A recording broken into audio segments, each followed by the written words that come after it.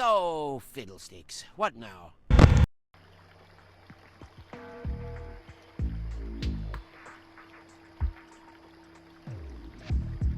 The Alpine Signal Observatorium, also known as the ASO, is a non-profit organization. Found around the 1950s, the ASO dedicates itself to pursuing scientific research by any means necessary. At some point, the facility becomes abandoned. The ASO refers to this place as Operation Canary. This operation is when the ASO sends in a solar array operator. It is currently unknown what the ASO's true goals are with sending only a single person. The ASO hires you, Dr. Kell, the new solo array operator, with Kell being your codename. You are responsible for collecting and processing signals for the ASO at their Dunkel-Taylor facility, while also maintaining the equipment at the array necessary for fulfilling your job function. After walking in the woods, you find the Alpha Root base. This is the main location where you will manage signals and sleep. You open the door and enter the base. There's trash everywhere from whoever was living here before you. Finding your way into the research room, you take a quick peek before you turn around to find the sleeping quarters. You go up the stairs, you go down the hallway, you go into your bed and fall asleep.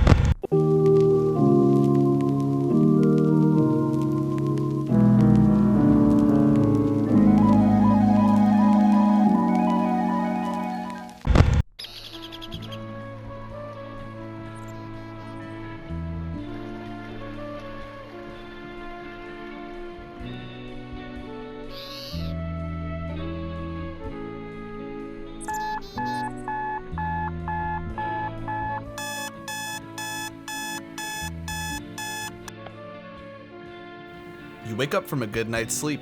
Wiping the crust out of your eyes, you collect the drives on the table and grab the drive box. Making your way down the hallway and down the stairs, you arrive at the signal processing and research part of your base. On the left side of the room, you have the radar and the map of the array. In this middle part, you have 5 specific functions for this. Let's run through them really quickly. So you have the PC, where you can purchase upgrades and a random assortment of goods. Then on the right side, you have the coordinates panel. The coordinates panel allows you to acquire signals so you can process them later. On the left side, you have the downloading panel. This is essentially where you tweak the polarity and the frequency of whatever signal that you acquire. Frequency and polarity are both settings which must be attuned in order to download a signal. The closer both of these get to 100%, the faster the signal will download. After downloading your very first signal, you're going to want to head over to the playback panel. Then you're going to want to grab an empty drive. So you grab one off the table, you slap it into the drive, and you hit export. Now you're going to want to move that over to the processing panel. Place it in, import it, then you're going to want to hit start. This will actually refine your signal to a level 3, making you more money in the long run. This is the server network room, a place where you will repair the servers inside the base.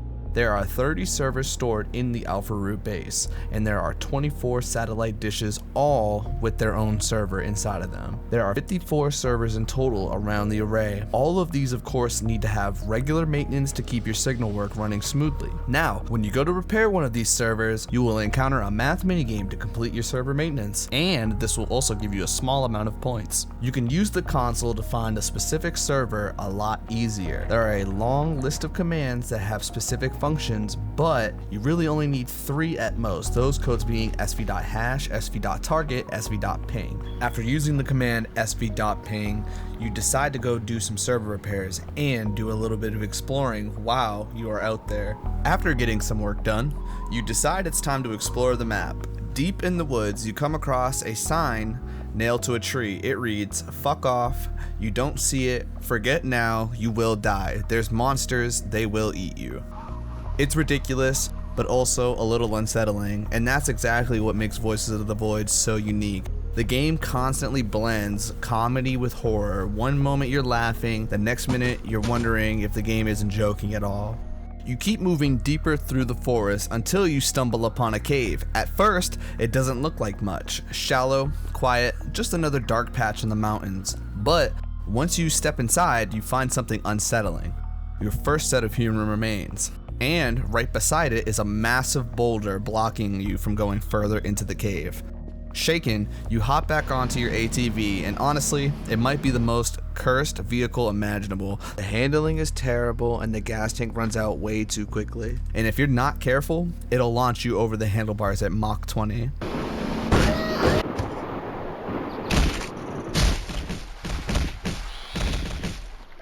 After discovering the cave, you decide that you still want to go out and explore more. So, you head up into the mountains. Going through the woods, you somehow stumble upon this shack.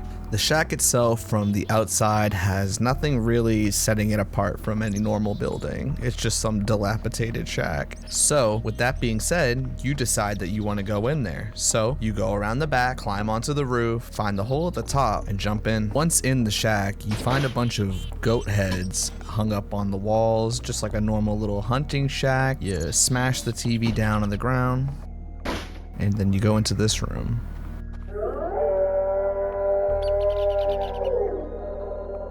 You decide not to stay too long. Still, you press on. The windmills on the mountain ridge catch your eye, so you head towards them. At the base of one of them, you find a door leading inside. At the top, you look out over the valley. Then it really hits you.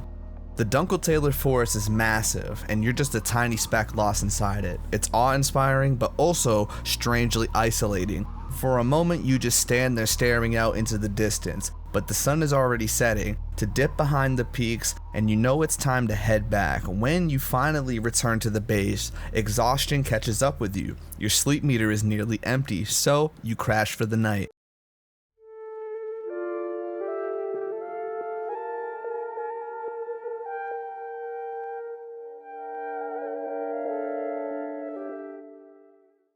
Look to the future. And you're ready to flow. Ladies and gentlemen, we are no longer alone. Just hours ago, something extraordinary happened. Something humanity has imagined, feared, and dreamed about for centuries. Visitors from beyond our world have arrived. Here, on our planet, this moment will be written into history as the day everything changed.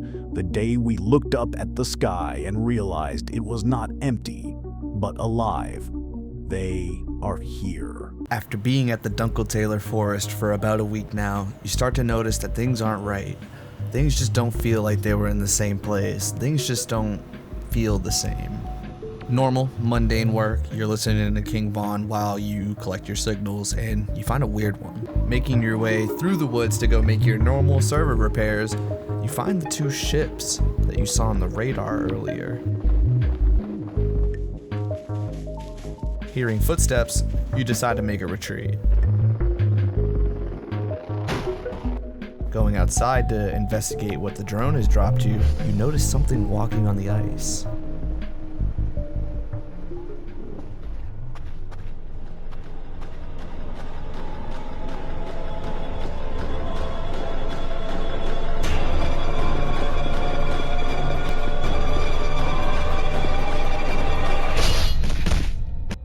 One week later, it appears that the aliens have now settled at the Dunkel-Taylor Forest.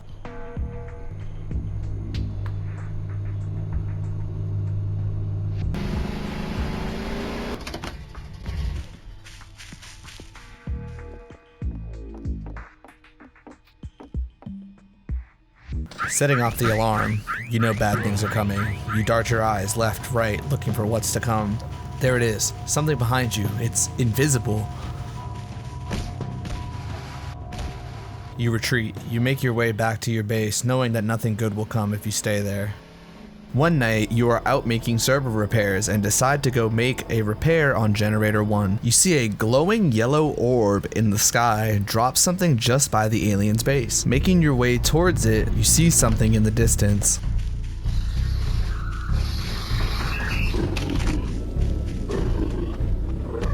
Climbing up the crates, you observe this creature. Its decaying body just floats off of the ground and is able to pick up speed rather quickly, but due to its low IQ, it's not necessarily the smartest hunter. Some time passes, and the creature finally decides to leave you alone. Using your best judgment, you know it's best to hunker down for the rest of the night. After a long night's rest, you decide it's time to go return to your servers and make the repairs necessary. On your way to it, you get ambushed.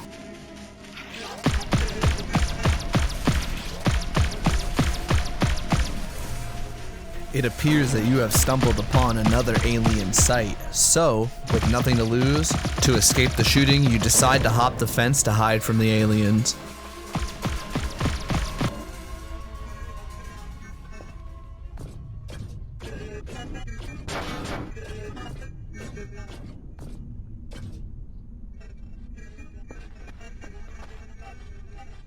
Hiding behind the barrel, this now gives you time to study these aliens and maybe try to get a better understanding of what they're doing here. You notice that it looks like they're extracting something from this very long hole in the ground. Not knowing what to make of your current situation, you decide to hunker down for the rest of the day until the nightfall. It's a work of God that you made it back to your base safely, so your alien friends left you a little present.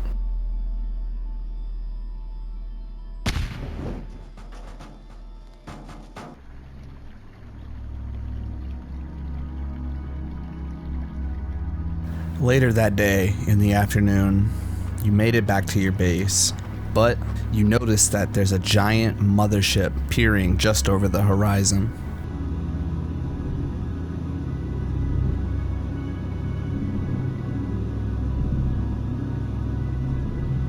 The ship doesn't appear actively hostile. It seems like they're doing a flyby, a display of power even, so all you can do is sit back and watch.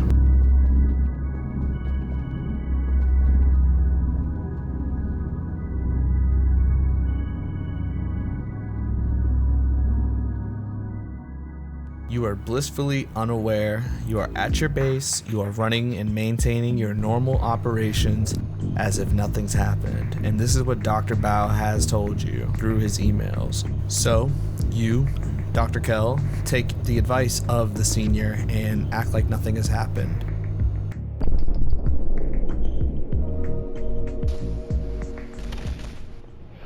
The base has been struck. Pick yourself up off of the ground and quickly secure your location. Locking the door, you decide to go out and see what struck the ground, noticing that there are symbols being projected. Congratulations, Dr. Kell. You're fucked. Running along the riverbank to make a server repair, you see something peeking over the mountains.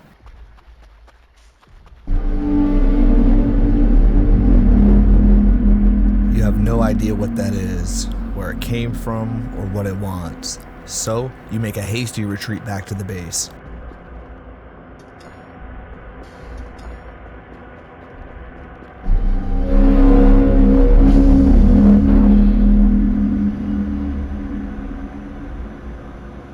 This machine is massive in its stature, almost the same height as the radio tower just outside of the base. The alien is the biggest you've ever seen, bigger than buildings in a city.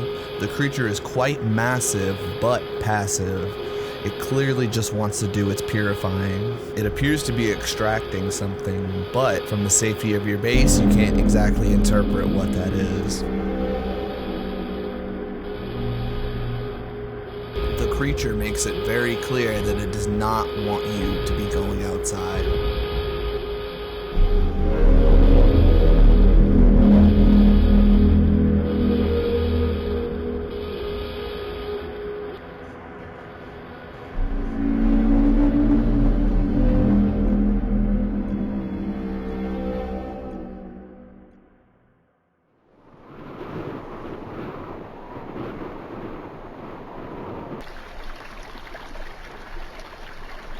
The last 2 weeks have been more eventful than you would have hoped for. Trying to get back to some semblance of normalcy, you lie to yourself. You tell yourself that the things that you saw in the last 2 weeks weren't actually real, and you were just being quite delirious. But something that has appeared on the radar doesn't sit quite well with you. More alien creatures have appeared, and these ones don't look friendly. They are extremely comfortable with approaching the base. They're long black tentacles that prop up the round body where there is a purple light emanating from the singular eyeball. You can't shake the feeling that they have been sent here for you. So, for the meanwhile, you keep your head down and study them from afar. You notice that these creatures have been scanning and searching for a couple of hours now, and you still haven't pinned down exactly what they're looking for. So, taking a risk in the name of science, you unlock the door and exit the base.